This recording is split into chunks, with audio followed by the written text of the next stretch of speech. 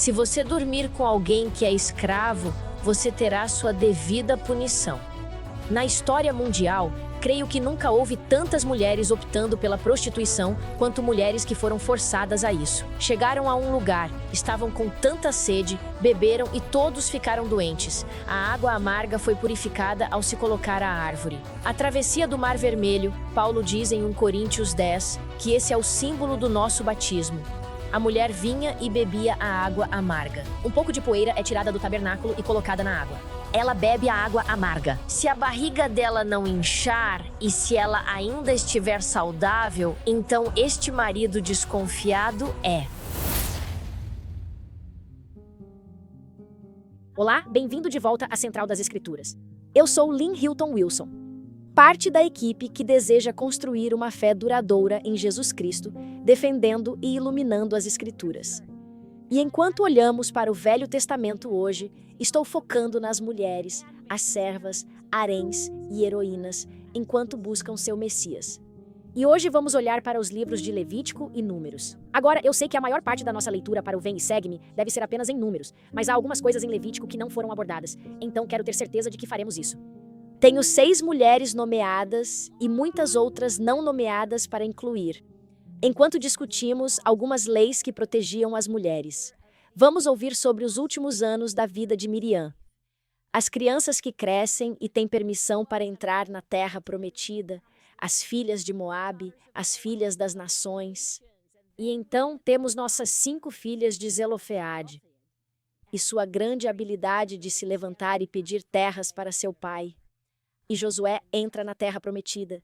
Então é para lá que estamos indo hoje. E na próxima semana faremos Deuteronômio. Todo este ciclo do Êxodo, começando do capítulo 1 de Êxodo até os livros de Moisés, é este período de 40 anos de purificação. E é um tipo e sombra não apenas do Messias, nosso Salvador, Jesus Cristo, mas também do plano de salvação. Então, se você puder ampliar e ter uma visão panorâmica desses capítulos dos 40 anos no Êxodo, vemos o profeta Moisés repetidamente agindo como um tipo de Cristo.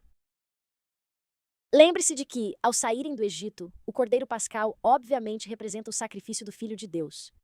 E então, temos eles saindo do Egito, assim como o menino Jesus saiu do Egito. E assim como todos nós devemos deixar a maldade do mundo, a travessia do Mar Vermelho. Paulo diz em 1 Coríntios 10 que isso é o símbolo do nosso batismo, que eles atravessaram o Mar Vermelho assim como seremos batizados. E eles comeram o maná e a água, assim como temos o sacramento, e a coluna de luz ou fogo, e a nuvem durante o dia. Representam o Espírito de Deus em nossas vidas e nas vidas deles. Você pode ver este belo plano de salvação e estes belos emblemas que são usados na vida do nosso Salvador também. O próximo que eu amo da vida do nosso Salvador. Você se lembra quando a água estava amarga? Eles chegaram a um lugar, estavam com tanta sede e beberam e todos ficaram doentes. A água amarga foi tornada saudável ao colocar a árvore. Moisés pegou aquele galho e colocou no tronco e a água se purificou.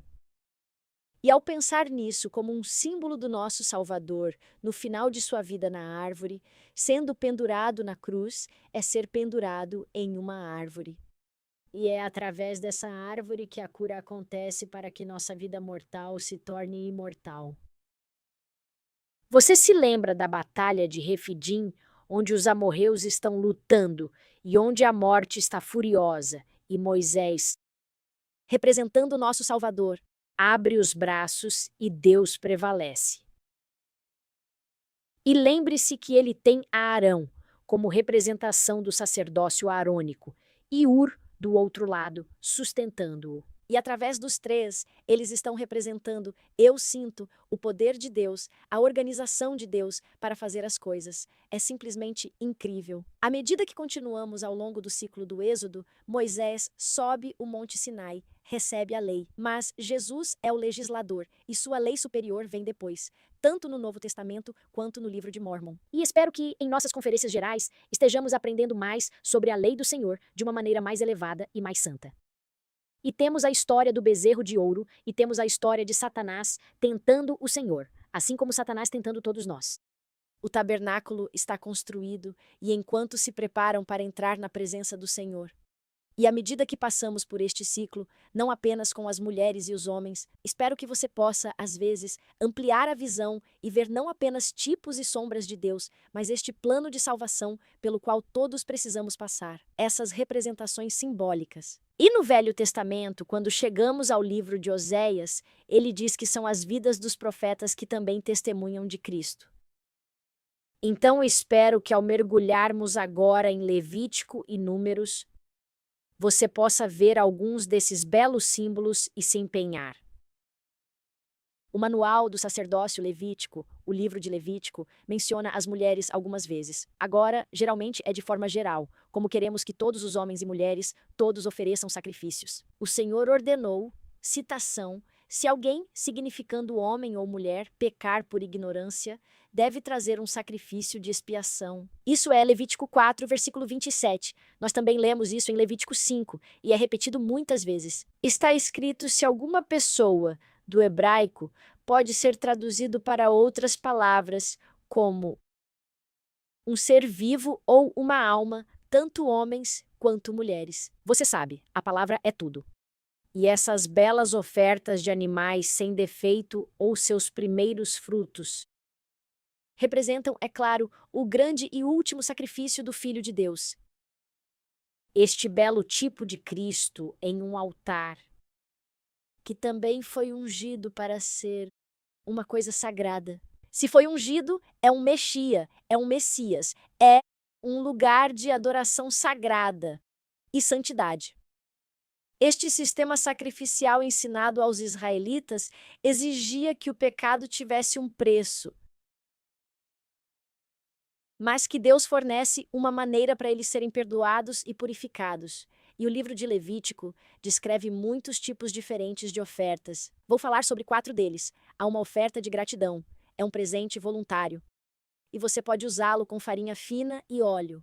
Você adiciona um pouco de incenso e está apenas dizendo ao Senhor, obrigado. E tem a delícia do cheiro e um pouco de sal é adicionado. Esta é uma forma de agradecer ao nosso Deus. Há as ofertas de purificação. Há uma oferta pelo pecado que você não tinha a intenção de cometer. Você sabe, estes são sacrifícios de animais e eles são para vicariamente carregar nossas falhas e limpar e restaurar o status de alguém diante de Deus. Tudo isso está descrito em Levítico capítulo 4. Mas a oferta pelo pecado, quando sabemos que estamos pecando, isso está em Levítico 23 e também em Números 15. Há uma presunção ali. Estamos desafiadoramente enfrentando consequências severas se não mudarmos. E assim o Senhor tem uma maneira de dizer, não, você não poderia se virar. Estou emocionada que mesmo nos dias de hoje podemos fazer oferendas, podemos oferecer nosso tempo, talentos e energia. Como gratidão. E também sinto que às vezes quando preciso de bênçãos extras, quero dar mais nas minhas oferendas. Quero dar não apenas mais tempo, mas ainda mais dos meus recursos.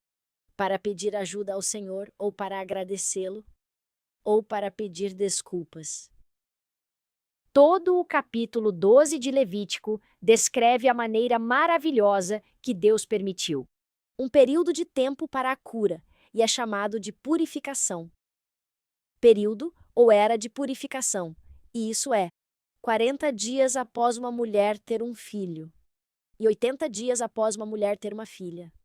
Ela tem 40 dias divididos entre os 7 dias antes da circuncisão e depois 33 dias após isso. E há um período de 7 dias antes de a mãe precisar ir ao templo e fazer sua oferenda. De um cordeiro ou 2 aves, 2 pombos, se ela não tiver o suficiente meios financeiros para comprar um cordeiro. Mas esse período de purificação é dobrado se ela tiver uma filha. Ela tem 80 dias. Não que o parto seja pior com filhas. Eu tive ambos, eu não acho. Eu trabalhei em parto e entrega. Eu não acho que haja diferença de gênero. Mas há uma diferença no fato de que, simbolicamente, a mulher foi criada em segundo lugar. Então, dão o dobro do tempo. E eu não acho que incomodaria qualquer mulher tirar 80 dias após um parto para se recuperar e se purificar. E permitir que a limpeza do corpo e a cura aconteçam. Às vezes é muito mais do que 80 dias, dependendo de quão difícil foi o parto. Mas ao final desses 80 dias ou 40 dias, Temos este período simbólico de purificação, seja dobrado para uma menina ou singular para um bebê, menino. Mas, de qualquer forma, este número é usado. Da Arca de Noé, dos jejuns de Nosso Senhor, dos 40 anos no deserto. 40 é repetido várias vezes. E é aqui que entendemos a interpretação simbólica. À medida que continuamos em Levítico, o capítulo 19,5, que repete os 10 mandamentos de Êxodo 20. e eles resumem os 10 referindo-se a dois importantes. No versículo 3, diz: Cada um temerá sua mãe e seu pai, e guardará os meus sábados. Eu sou o Senhor vosso Deus. Esta ideia de que sua mãe precisa ser reverenciada e honrada sempre foi um mandamento maravilhoso de se ter. Isso me cortou como adolescente quando eu não era tão sensível à minha mãe quanto deveria ter sido. Mas agora, como adulto e mãe, olhando para isso, tenho uma visão completamente diferente. Nossas vidas estão honrando nossos pais. E temos pais celestiais que também precisam ser honrados. E alguns de vocês podem dizer: meus pais não merecem ser honrados. Então você pode se concentrar nos seus pais celestiais. E você pode se concentrar na próxima geração tendo alguém digno de ser honrado. Ou uma tia, ou qualquer que seja a situação em que você se encontra. Eu também apreciei em Levítico 19 a mensagem para proteger as escravas. Agora lembre-se, muitas vezes uma mulher não tinha escolha se seria vendida como escrava. Mas Levítico descreve que, se um homem dormir com uma escrava prometida a outro homem, acho que isso significa que estão noivos, estão comprometidos, foram separados para se casar, mas que não foi resgatada ou libertada. Deve haver punição devida. Então, se você se apaixonar por alguém que está prometido a outra pessoa, você vai ter problemas. Mas se você dormir com alguém que é escrava, você terá sua própria punição devida. Agora a mulher, porque ela está parada, ela não tem sua liberdade, ela não é condenada à morte. Isso a protege para dizer: você não pode simplesmente ir e dormir com uma escrava. Você não pode simplesmente ir e abusar de uma mulher, porque ela está em uma posição diferente. E encontramos mais leis protegendo as mulheres, lidando com a lei da castidade, enquanto continuamos no capítulo 19 de Levítico. O versículo 29 e depois o capítulo 21 falam sobre proteger suas filhas da prostituição. Ao longo da história do mundo, não acho que tenha havido tantas mulheres que escolhem a prostituição quanto mulheres que são forçadas a isso por outra pessoa, e elas não permanecem nisso por escolha própria na maioria das vezes. Deus havia ordenado aos pais que não explorassem suas filhas. Agora, de acordo com a lei de Moisés, um pai poderia vender a si mesmo, sua filha, seus filhos, sua esposa para a servidão, para a escravidão por um período de tempo para que eles pudessem pagar suas dívidas. E lemos que se isso acontecer e uma mulher for vendida para a prostituição, a maldade virá e a terra será destruída. Essa é a lei de Moisés que protege as jovens de serem forçadas a qualquer imoralidade sexual, especialmente por ganho financeiro. Passando para Levítico capítulo 21, versículos 7, 13 e 14, aprendemos quem pode se casar com um sacerdote, um descendente de Arão, e quem pode se casar com o sumo sacerdote. Primeiramente, todos os israelitas eram incentivados a se casar com alguém do convênio. Casar-se com alguém que compartilhe os mesmos valores, que queira adorar a Deus, que queira ter todo o seu foco em seu santo santuário e vir a Ele, guardando suas leis, direitos e estatutos. Mas o mandamento, especificamente para os sacerdotes, identifica pessoas que precisam ser parceiros de casamento compatíveis, que sejam igualmente puros e limpos. O versículo 7 diz: eles não podem tomar como esposa uma mulher que seja prostituta ou profana, nem devem tomar uma mulher que foi repudiada por seu marido. Qualquer impureza, porque a mulher também precisa ser santa. E então é ainda mais rigoroso. Há mais um requisito para um sumo sacerdote: ele não pode se casar com uma viúva. E isso não é o caso agora. Não temos problema em nos casar com viúvas ou mulheres divorciadas se isso for feito com corações puros, com arrependimento. Mas todos nós somos ordenados como israelitas que precisamos ter cuidado na escolha do casamento, para que possamos encontrar pessoas que queiram construir o reino e criar uma família para Cristo. Queremos encontrar companheiros que não apenas amem o Senhor, mas queiram ensinar esse amor aos seus filhos, seus netos, ou talvez, se não tiverem filhos, a sua comunidade ao redor e outros membros da família. Mas essa ideia de que o sumo sacerdote só se casa com uma virgem, eu acho que simboliza essa relação pura entre Deus e seu povo do convênio. À medida que entramos no livro de Êxodo, vamos ler um pouco mais sobre essa palavra. Mas o Senhor frequentemente usa essa imagem de um casamento entre Deus e seu povo do convênio. Isaías usa isso, Oséias usa isso, e é por isso que eu acho que o sumo sacerdote, que representa Deus na terra, quando está atuando nas ordenanças, lembre-se da seção 84. O juramento e convênio do sacerdócio diz que é nas ordenanças que o poder da piedade se manifesta. Então, enquanto o sumo sacerdote está atuando como um tipo ou sombra, um prenúncio do nosso grande Salvador, Jesus Cristo. Ele precisa ser puro e santo, e por isso sua esposa é especificamente dita ser uma virgem. Agora, as filhas do sacerdote, assim como os filhos do sacerdote e a esposa do sacerdote, todos participam destas festas de oferendas sagradas. E eles não possuem propriedades. A propriedade que lhes é dada são as oferendas de alimentos que são trazidas para o templo. E essas oferendas sagradas são reservadas para suas famílias. E não são apenas os sacerdotes que as comem, os maridos, esposas e filhas também participam. A única pessoa que não pode fazer isso é se uma filha de um sacerdote, portanto, uma descendente de Arão, escolher se casar fora do pacto ou mesmo da linhagem sacerdotal de Levi. Então, ela não pode voltar e desfrutar da comida que é para aquela família, porque essas outras tribos tinham suas próprias terras e propriedades e podem ir lá e comer. Esta é uma maneira que o Senhor está cuidando de seus servos. Agora vamos entrar no livro de Números. Há muita contagem neste, e eu presumo que os números sejam bastante precisos, mas a ideia de que temos mais de 1 milhão de pessoas, você sabe, 600 mil que estão na idade de guerreiros masculinos, sugere que temos bem mais de 1 milhão de pessoas. Mas há partes do livro de Números que descrevem mais sobre a lei de Moisés. E há alguns pequenos detalhes que discutem especificamente as mulheres que eu gostaria de compartilhar com você. Um deles diz que qualquer mulher que prejudique outra precisa ser responsabilizada. Eu adoro isso. Claro, as mulheres são agentes. Elas são moralmente responsáveis por seu comportamento. E a lei de Moisés diz: ei, você não pode culpar seu pai ou seu marido, seja o que for. Se você cometeu um pecado, precisa ser moralmente responsável por isso.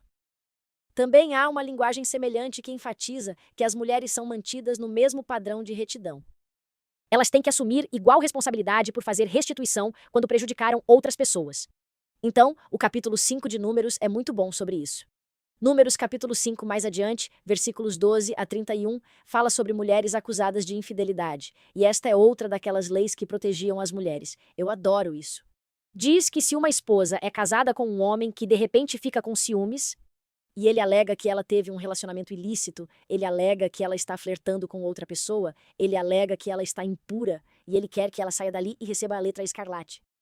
Havia um ritual que acompanhava a lei de Moisés que dizia: eu vou proteger esta mulher se ela for inocente. Eu não vou apenas confiar na visão deste único marido, porque se não tivermos outras testemunhas, a mulher viria e beberia a água amarga. Um pouco de pó é retirado do tabernáculo e colocado na água. Ela bebe a água amarga.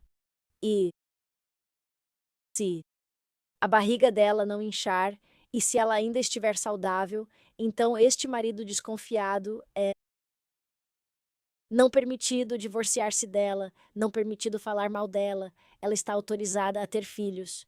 Ela é inocente. E toda a comunidade dela sabe que ela era inocente.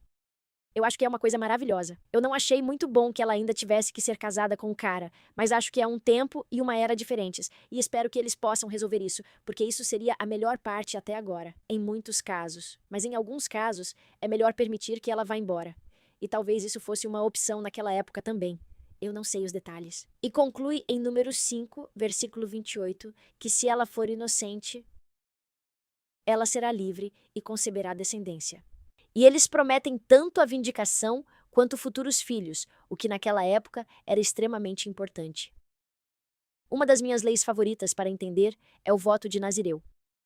E em Números, capítulo 6, aprendemos mais sobre esse período em que os israelitas podiam se separar. Um voto de Nazireu geralmente dura um período de tempo, mas às vezes é para a vida toda, para se separar para o serviço do Senhor. Vejo isso como um chamado para uma missão ou um chamado para uma certa vocação, e isso requer grandes compromissos.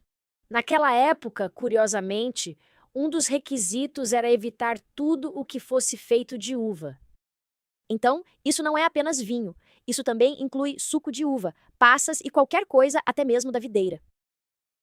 Não era permitido cortar o cabelo, não era permitido tocar em um corpo morto. Mas o foco principal não eram essas três coisas secundárias, era separar-se para o serviço de Deus. E essas restrições eram apenas para ajudá-los a serem diferentes e se separarem. Elas também têm significados simbólicos. Mas para as mulheres, isso era particularmente significativo porque lhes permitia acesso direto ao nível mais alto da religião, dedicado a se consagrarem diante de Deus. Com Deus como sua cabeça. Eu amo isso. Tenho certeza de que você se lembra de algumas das histórias na Bíblia. Ana tem a oportunidade de fazer este voto antes de ter Samuel. É uma história maravilhosa. Também temos a mãe de Sansão que faz este voto.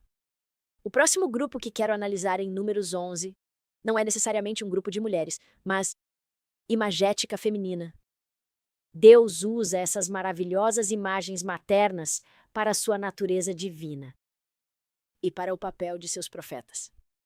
Moisés clama: concebi eu, ou, em outra tradução, dei à luz a este povo. Estas são frases maravilhosas que se referem ao papel da mulher de conceber, dar à luz e amamentar seu filho. Mas, literalmente, o Senhor e Moisés usam esta imagem para descrever Deus como um pai que amamenta. Aquele que nutre e cuida de seus filhos no colo. É uma imagem maravilhosa do nosso Deus. Acredito que funciona bem para ambos os nossos pais celestiais. Adoro a descrição de que nosso Deus do Velho Testamento, Jeová, incorpora tanto o Senhor dos Exércitos, essas imagens masculinas de domínio militar, quanto os papéis femininos, atuando tanto como pai quanto como mãe para Israel. É uma metáfora de carregar o povo, não apenas no seio, mas no ventre. Evoca essas ternas intimidades de amamentar as mães e segurar aquele bebê perto do coração. Eu simplesmente estou tão feliz que essas imagens femininas são usadas com Deus. Sabe, chamamos nosso Pai Celestial por uma razão, não apenas por causa da nossa existência pré-mortal. Mas ele é descrito como concebendo, gerando e amamentando-nos, essa bela paternidade divina, os atributos mais importantes que podemos alcançar. E alguns de nós, independentemente do nosso sexo, precisamos trabalhar nessas características de Cristo que são de cuidado. Eu preferiria que não disséssemos que algumas dessas características eram relacionadas ao sexo. Eu preferiria que todos nós tentássemos nos tornar mais semelhantes a Cristo. Nos próximos minutos finais, quero falar sobre nossas 6 mulheres nomeadas. Já falamos muito sobre Miriam, mas este é o momento em que Miriam começa a murmurar. Ela está falando contra seu irmãozinho por causa da esposa etíope.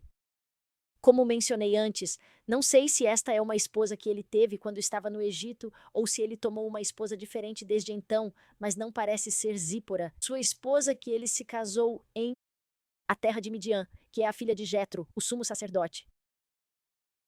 Em outros lugares nas Escrituras, é chamada de Cuxita ou Etíope. Pode se referir a uma região ao sul do Egito, na África. Não sei por que usamos essas duas palavras, mas pode ter sido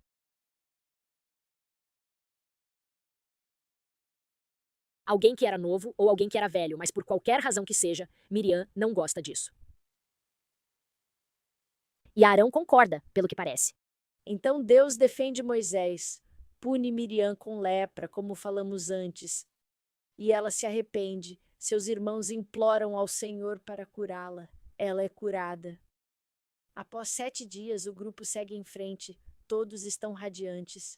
Mas quando chegamos a números 20, Miriam morre. Lembre-se de que qualquer pessoa com mais de 20 naquele grupo inicial vai morrer antes de partir, exceto por nossos justos Josué e Calebe, os dois espiões que obedeceram ao Senhor. E claro, Moisés, como aprendemos com revelação moderna, foi transladado. Mas na morte de Miriam, temos uma bela descrição em Números 20 de como Israel chorou por ela e como esperaram. E a amaram. Ela foi a grande profetisa daquela era. E, durante aqueles 40 anos, durante aquele período de purificação, eles se prepararam para entrar na presença do Senhor. O último grupo de mulheres sobre o qual quero falar são as filhas de Zelofeade. E em Números 26 e 27, e depois quando avançamos para Josué 17, vamos ouvir sobre elas novamente. E em Primeiras Crônicas, essas mulheres valentes, ao final dos 40 anos. Há essas 5 filhas que ainda estão vivas. E elas não têm irmãos, e por isso não recebem nenhuma terra atribuída a elas. Então elas vão até Moisés e dizem: por favor, não nos deixem de fora. O nome do nosso pai precisa ser lembrado. E de fato, Moisés vai até o Senhor, ele ora sobre isso, e o Senhor diz: sim, as filhas estão certas, dê a elas a terra, dê a herança às mulheres quando não houver filhos. E isso é maravilhoso, não apenas ver a disposição de Moisés em orar sobre algo assim, porque isso não é a norma no mundo antigo. As mulheres geralmente não recebiam herança. Mas dessas grandes filhas, 6 gerações de Manassés, essas filhas são as primogênitas de José. Elas são ousadas, são trazidas perante o Senhor, e seus nomes são listados sempre nesta ordem: Maalá, Noa, Hogla, Milca e Tirza. Elas são lembradas no meu coração por sua bravura, sua justiça e sua disposição de lutar pelo que é certo. E elas também foram ao ungido do Senhor e disseram: podemos? E então, novamente, quando vão até Josué, perguntam: podemos? E certamente, o Senhor respondeu às suas orações. Temos mais 3 referências a mulheres no final do livro de Números. Uma delas é bastante irônica, isso é de Números 14, versículo 3. Você se lembra quando os filhos de Israel estavam muito irritados com Moisés, dizendo: vamos tomar a terra de Canaã? E eles dizem: sabe, todos nós vamos morrer, e nossas esposas e nossos filhos vão ser presas e vão ser vendidos como despojos para essas pessoas. E, ironicamente, Deus transformou a reclamação deles em uma profecia.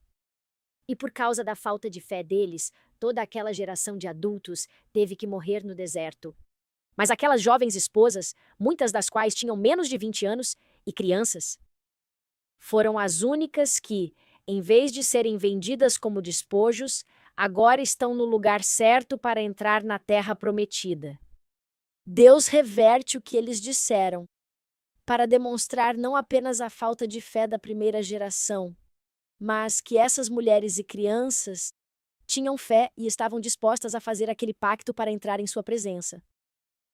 O próximo grupo de mulheres ocorre pouco antes de entrarem na Terra Prometida, mas é muito, muito triste.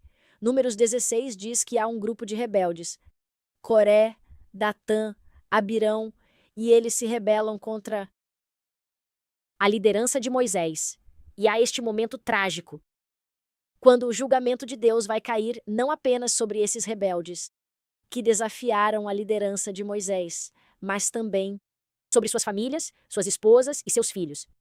O Senhor diz: todos que quiserem mudar e se arrepender, podem mudar e se arrepender. E aqueles de vocês que não quiserem, a terra vai se abrir e engoli-los. E suas casas, seus homens e suas mulheres. E as esposas foram incluídas nesse castigo coletivo pelos pecados de seus patriarcas. Agora, eu não sei se essas mulheres tinham o direito de se levantar e dizer: não, eu não seguirei seu mau exemplo. Eu meio que acho que elas poderiam ter feito isso, porque eu noto como Miriam pode fazer isso, e como essas filhas de Zelofeade poderiam fazer isso. Mas por qualquer motivo, essas filhas e esposas foram levadas. À medida que as batalhas começam entre os israelitas, aprendemos sobre as filhas de Moabe que são mortas. Números 21, ai de ti, Moabe. E a menção tanto dos filhos quanto das filhas aqui, para mim, enfatiza a completude da derrota de Moabe. Famílias inteiras, não apenas os homens de combate. caíram neste cativeiro. Mas, ao finalmente terminarmos este livro, temos então Josué pronto para levar os filhos de Israel à terra prometida. E voltando a este ciclo de êxtase de 40 anos, quero apenas lembrar que Josué, Yeshua, é o nome de Jesus em hebraico versus grego. E que assim como Josué, que liderou os filhos à terra prometida, assim também Jesus nos conduzirá à nossa terra prometida. Temos esses belos tipos de Cristo através do profeta Moisés e o profeta Josué. E espero que ao estudar seu belo Velho Testamento esta semana, você possa buscar seu Messias e encontrá-lo em sua vida. Eu o encontrei em minha vida. E acredito que durante todos os meus períodos de purificação de 40 anos caminhando no deserto, Ele tem caminhado ao meu lado, que Ele é minha ajuda e minha salvação. Testifico disso em nome de Jesus Cristo. Amém.